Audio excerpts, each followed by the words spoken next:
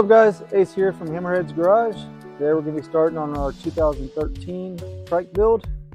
Today we're going to be taking off our right fender, our tour pack, and then we get to unbox our chopped tour pack that we will be installing. So let's go ahead and slide over to the box and open that and show y'all what we got there. Alright, so in the box we have our chopped tour pack. Let's go ahead and open this thing up.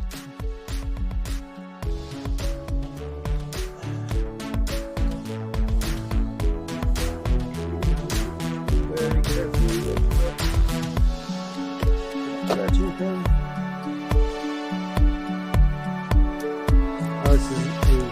This will be sent off. This will be sent off to be painted.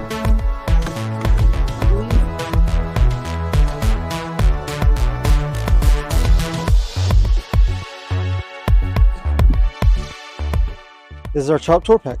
As you can tell from the one that's on the bike, and this one, it is obviously compact. It's much shorter, and coming up, yeah, looks good.